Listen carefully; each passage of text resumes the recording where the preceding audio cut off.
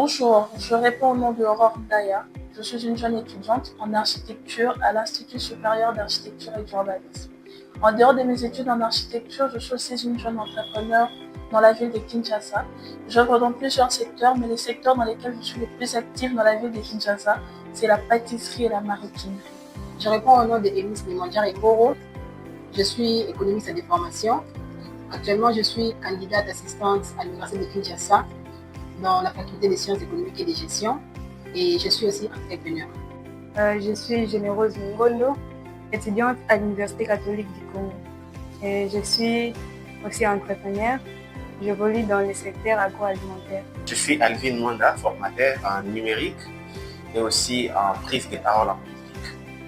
Je m'appelle M. Zebedi Kabengele Ludes, chargé de la logistique à la Fédération nationale des jeunes entrepreneurs du Congo, en sigle FNG, et superviseur à la Fondation Famadi.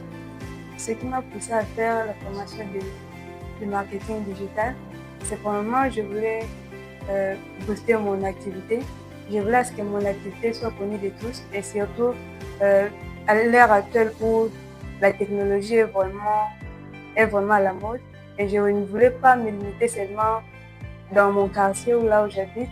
Je voulais que mon produit soit connu de tous. Heureusement, j'ai vu l'annonce où il y a eu des formations qui s'est passées au sein de la Fondation Raman.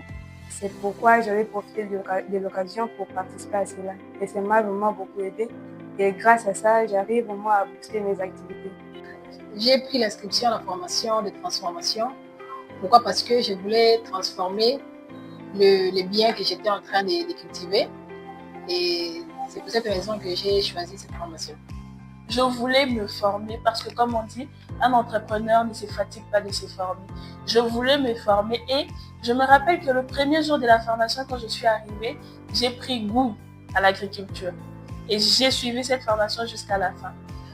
Pour la formation de maroquinerie, je voulais personnellement apprendre sur ce domaine et deuxièmement, je voulais investir dans ce domaine en produisant des sacs, des boucles d'oreilles, des éventails, des histoires qui peuvent aider les femmes à se satisfaire.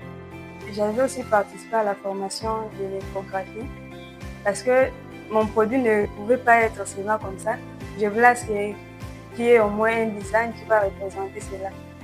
J'ai fait la formation à maroquinerie parce que je suis une passionnée des sacs. Déjà, en voyant maroquinerie, moi je ne voyais pas principalement les sacs, je voyais autre chose. Et c'est quand j'ai fait cette formation que je me suis rendu compte que la maroquinerie ne se limite pas seulement aux sacs, mais ça va au-delà.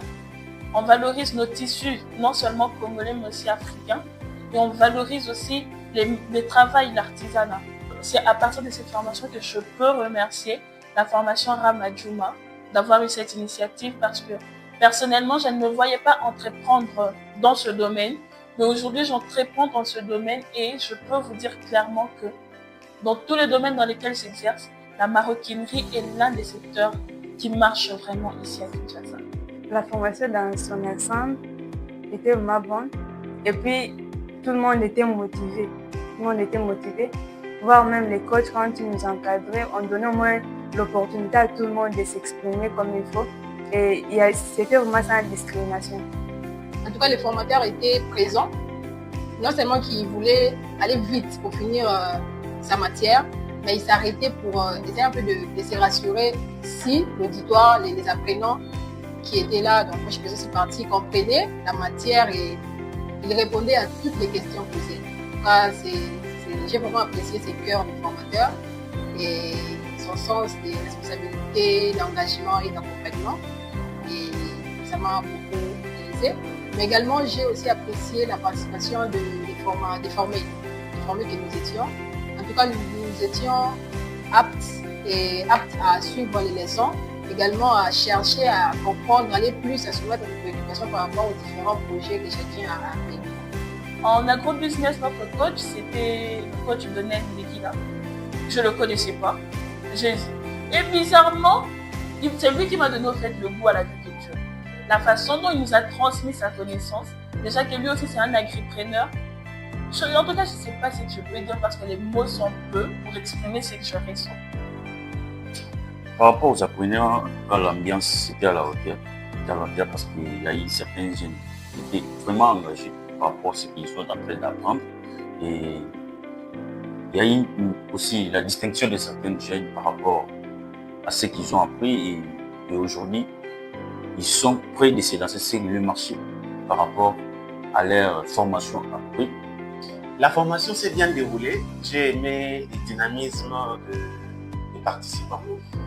C'est que les jeunes, beaucoup de jeunes ont des talents, sauf qu'ils sont timides. Mais pendant cette formation, on a un peu enlevé cette timidité. Nous avons mis l'accent sur l'expérience, surtout dans la pratique. On remarque qu'il y a beaucoup de talents qui s'endorment dans la jeunesse. Par exemple, il y a une dame, elle était tellement brillante au point où on l'a appris pour gérer les pages de l'académie. En dehors de la formation, j'avais apprécié les réseautages. J'avais vu que les gens se soutiennent mutuellement et ensemble, ils veulent aller de l'avant. Donc, sans laisser qui que ce soit derrière. Et depuis que j'ai fini la formation en agro-business, je me suis retrouvée avec beaucoup d'opportunités en rapport avec l'agriculture et j'ai aussi fait la connaissance de beaucoup d'entrepreneurs qui entreprennent dans le secteur agricole, ce qui m'a encore donné plus envie d'exercer dans le domaine agricole. Je ne me suis pas limitée seulement au niveau de la formation.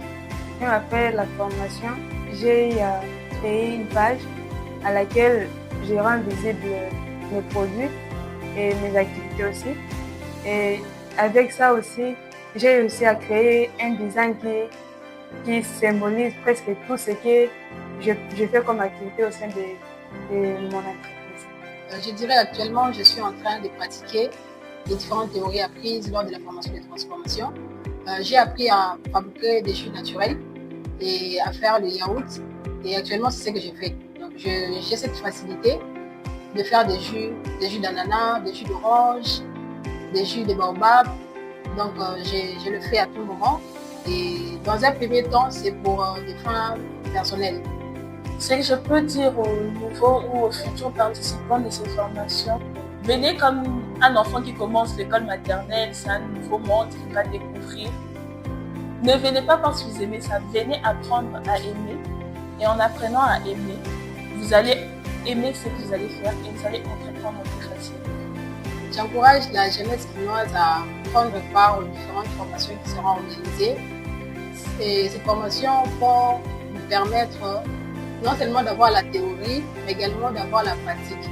Et vous n'allez pas seulement vous arrêter à la pratique, mais également vous aurez des projets pour commencer à entreprendre, avoir un peu d'argent comme ça pour la situation actuelle du pays.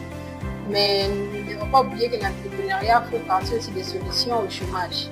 Donc, vous avez intérêt à suivre cette formation parce que la connaissance apporte toujours un plus. Et comme on le dit dans le couloir de la compétence, il n'y a pas d'embouteillage. Quand nous disposons de formations comme ça, nous invitons à la jeunesse d'en profiter. Et d'ailleurs, c'est gratuit. Donc, c'est une autre opportunité de pouvoir bénéficier de cette formation pour vous permettre d'être compétitif dans la vie professionnelle. À tous les jeunes de venir intégrer au programme qui sera encore lancé récemment. Concernant la formation gratuite, je les demande d'abord de vous impliquer davantage d'apprendre. Tout ce que j'ai comme mot à dire à l'organisation ou aux organisateurs, c'est de les remercier pour le moment pour cette initiative. Je sais que ce n'est pas parfois facile de gérer tout un monde et surtout c'était gratuit.